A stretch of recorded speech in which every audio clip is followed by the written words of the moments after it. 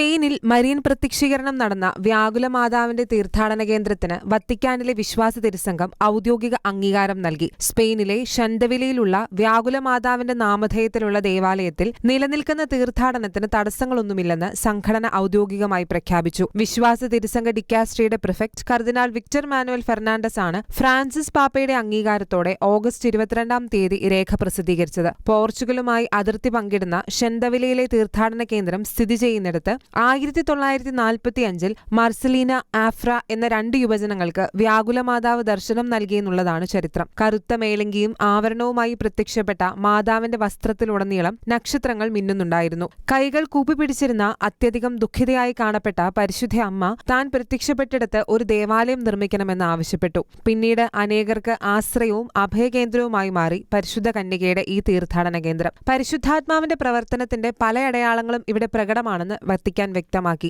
അജപാലന ശുശ്രൂഷയ്ക്കും മറ്റ് ആത്മീയ ഭക്തകൃത്യങ്ങൾക്കും ആവശ്യമായവ ചെയ്യുവാൻ രൂപതയുടെ മെത്രാനെ പ്രത്യേകമായി രേഖയിൽ ഓർമ്മിപ്പിക്കുന്നുമുണ്ട്. ദർശനം ലഭിച്ച മർസലീനായും ആഫ്രയും തുടർന്നുള്ള ജീവിതത്തിൽ പാലിച്ച ലാളിത്യവും നടത്തിയ ജീവകാരുണ്യ പ്രവർത്തനങ്ങളും അതുവഴിയായി പരിശുദ്ധ അമ്മയുടെ സ്നേഹവും ആർദ്രതയും വേദനിക്കുന്നവർക്ക് സമ്മാനിക്കുവാൻ കാണിച്ച ഹൃദയവിശാലതയും ഏറെ പ്രധാനപ്പെട്ടതാണെന്ന് രേഖയിൽ വത്തിക്കാൻ വെളിപ്പെടുത്തുന്നു. ഈ സ്ഥലത്ത് സംഭവിക്കുന്ന പരിവർത്തനങ്ങളും രോഗശാന്തികളും മറ്റ് വിലയേറിയ അടയാളങ്ങളും പരിശുദ്ധാത്മാവിന്റെ പ്രവർത്തനങ്ങളുടെ തെളിവുകളായി വത്തിക്കാൻ നിരീക്ഷിക്കുന്നുണ്ട്.